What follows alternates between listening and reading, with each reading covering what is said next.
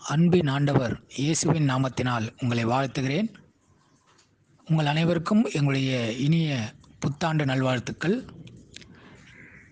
இந்த புதிய ஆண்டிற்குரிய வாக்குத்தத்த வசனத்தை நாம் பார்க்கலாம். வாக்குத்தத்த வசனம் சகரியா 9ஆம் அதிகாரம் 12வது வசனம். நம்பிக்கையுடைய சிறைகளே, அரணுக்கு திரும்புங்கள், இரட்டிப்பான நன்மையை தருவேன், இன்றைக்கே தருவேன் என்று ஆண்டவர் வாக்கு கொடுக்கிறார். பிரியமான தேவனுடைய பிள்ளைகளே, இந்த வார்த்தையை கேட்டுக்கொண்டிருக்கிற என் அன்பு சகோதரனே, அன்பு சகோதரியே, கடந்த ஆண்டிலே நாம் எதிர்பார்த்த காரியங்கள் ஒன்று, நம்முடைய வாழ்க்கையில் நடந்த காரியங்கள் ஒன்று. பலவிதமான போராட்டங்கள், பலவிதமான பிரச்சனைகள் இருந்திருக்கலாம். அவைகள் எல்லாவற்றிலும் இருந்து நமக்கு உதவி செய்த கர்த்தருக்கு ஸ்தோத்திரம். நமக்கு எல்லா விதமான சூழ்நிலையும் அனுகூலமாக்கி கொடுத்த தேவனாகிய கர்த்தர் இந்த புதிய ஆண்டிலே உங்களுக்கும் எனக்கும் கொடுக்கிற வார்த்தை தான் இது. அவர் நம்மோடு கூட பேசுகிற வார்த்தை தான் இது.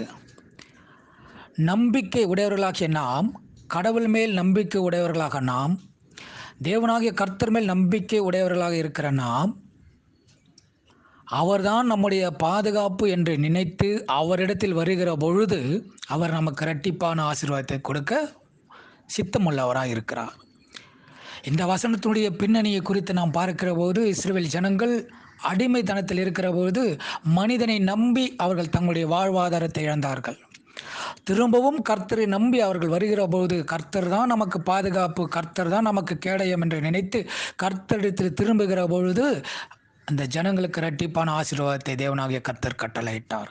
அதே ஆசீர்வாதத்தை இன்றைக்கு நமக்கும் கொடுக்க தேவன் சித்தமுள்ளவராக இருக்கிறார். ஆனால் நாம் செய்ய வேண்டியது என்ன? கடவுள் மேல் நம்பிக்கை நமக்கு இருக்கிறது, ஆனால் அவர்தான் நமக்கு பாதுகாப்பு என்று நினைக்க வேண்டும். அவர்தான் நமக்கு கோட்டை, அவர்தான் நமக்கு தஞ்சம், அவர்தான் நம்மை பாதுகாக்கிறவர், அவர்தான் நம்மை போஷிக்கிறவர், அவர்தான் நம்மை பராமரிக்கிறவர், அவர்தான் நம்முடைய வாழ்க்கையில் எல்லாருக்கும் எல்லாவற்றையும் செய்கிறவர் என்பதை நினைத்து பார்க்க வேண்டும். அப்படி நாம் நினைத்து ஆண்டவரிடத்திலே தஞ்சம் அடைகிற பொழுது, ஆண்டவரிடத்தில் திரும்புகிற பொழுது, ஆண்டவரிடத்தில் சேருகிற பொழுது கர்த்தர் நமக்கு இரட்டிப்பான ஆசீர்வாதத்தை தர சித்தமுள்ளவராக இருக்கிறார்.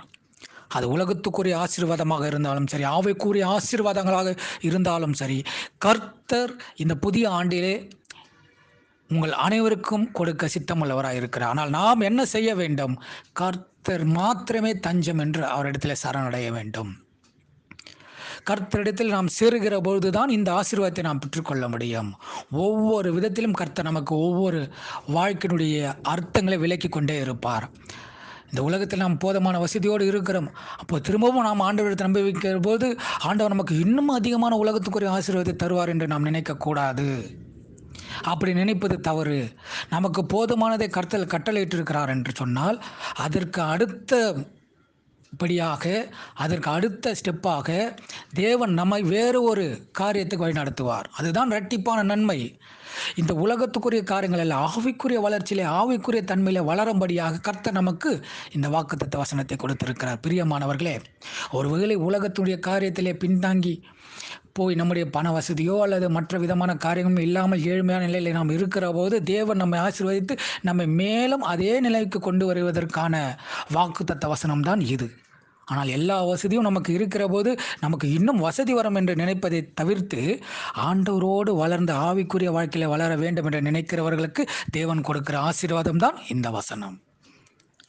ஆகவே இதை நன்கு நாம் புரிந்து கொள்ள வேண்டும். இந்த புதிய ஆண்டிலே ஒரு தீர்மானத்தை வைத்து ஆண்டவரிடத்தில் சேர வேண்டும். ஆண்டவரே, எந்த சூழ்நிலை வந்தாலும் நீர் மாத்திரமே என்று சொல்ல வேண்டும். இந்த உலகத்தில் நாம் பார்க்கிறோம் பல விதமான வியாதிகள், பலவிதமான மருந்துகள், ஊசிகள், இதெல்லாம் போட்டால் பாதுகாப்பு என்று சொல்லுகிறார்கள். சரி, அது ஒரு புறம் இருக்கட்டும், நல்லதுதான். ஆனால் அதை பார்க்கலாம் ஆண்டவருடைய பாதுகாப்பு தான் பெரியது என்பதை நாம் நம்ப வேண்டும், நாம் விசுவாசிக்க வேண்டும். ஆண்டவருடைய சபைக்கு செல்வது, ஆண்டவரை ஆராதிப்பது, ஆண்டவரை துதித்து பாடுவது, இதை தான் முக்கியப்படுத்த வேண்டுமே தவிர்த்து, இதை தவிர்த்து மற்ற காரியங்களிலே நாம் முக்கியப்படுத்தக்கூடாது.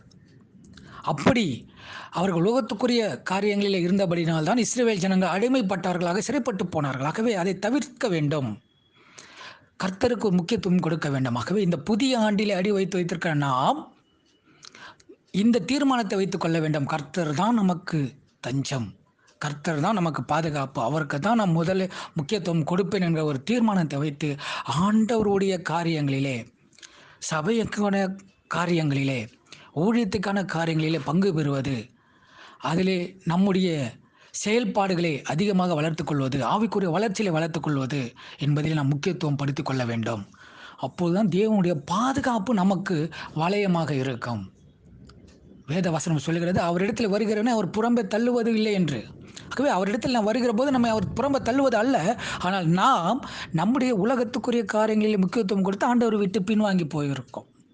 ஆகவே அப்படிப்பட்ட காரியங்கள் அல்ல. அதே போல இந்த வசனத்தை வைத்துக்கொண்டு இரட்டிப்பான ஆசீர்வாதத்தை கர்த்தர் கொடுப்பார். அது உலகத்துக்குரிய ஆசீர்வாதம் என்று நினைத்துக் கொள்வது தவறு. உலகத்துக்குரிய ஆசீர்வாதம் நமக்கு இருக்கிற போது ஆவிக்குரிய ஆசீர்வாதங்களை பெற்றுக்கொள்வதற்கான முயற்சியில் ஈடுபடுகிற போது அது இரட்டத்தனையான ஆசீர்வாதத்தை கர்த்தர் கொடுக்க சித்தமுள்ளவராக இருக்கிறார். ஆகவே பிரியமான தேவனுடைய பிள்ளைகளே, இந்த ஆண்டிலே உங்களுக்கு மிகப்பெரியதான ஆசீர்வாதத்தை கர்த்தர் வைத்திருக்கிறார். ஆகவே அதை பிடித்து கொள்ளும்படியாக இந்த வாக்குத்தத்த வசனத்தை வைத்து ஒவ்வொரு நாளும் ஜெபித்துக் கொள்ளுங்கள். உங்களுடைய வாழ்க்கையில் நிச்சயமாகவே ஒரு அற்புதத்தை நீங்கள் பார்ப்பீர்கள். உங்களுக்கு ஆவிக்குரிய வளர்ச்சியில் ஒரு அற்புதத்தை பார்ப்பீர்கள். உலகத்துக்குரிய வாழ்க்கையில் ஒரு அற்புதத்தை நிச்சயமாகவே பார்ப்பீர்கள். இந்த வார்த்தை உங்களுக்குள் கிரியை செய்யும். நிச்சயமாக செய்தே தீரும். நான் விசுவாசிக்கிறேன். இந்த வார்த்தை உங்களுக்கு பிரயோஜனமாக இருக்கிற பொழுது நீங்கள் தயவுசெய்து எங்களுக்கு தெரியப்படுத்துங்கள். உங்களுடைய வாழ்க்கையிலே கர்த்தர் செய்கிற அற்புதங்களை தெரியப்படுத்துங்கள். அது எங்களுக்கு பிரயோஜனமானதாக இருக்கும். கர்த்தர் செய்கிறார் என்கிற விசுவாசம் எங்களுக்குள் அதிகமாக வளர்ச்சி அடைந்து கொண்டே இருக்கிறோம். ஆகவே இந்த வார்த்தையை வைத்து நீங்கள் ஜெபியுங்கள். உங்களுடைய வாழ்க்கையில் ஒரு அற்புதத்தை பார்ப்பீர்கள். மீண்டும் இந்த புதிய ஆண்டிலே வந்திருக்கிற உங்கள் அனைவருக்கும் எங்களுடைய புத்தாண்டு நல்வாழ்த்துக்கள். கர்த்தர் உங்களோடு கூட இடைப்படுவாராக. இந்த வார்த்தை உங்களுக்கு ஆசீர்வாதமாக அமையும் என்று நான் விசுவாசிக்கிறேன். கர்த்தர் உங்கள் ஒவ்வொருவர் கூட இருப்பாராக.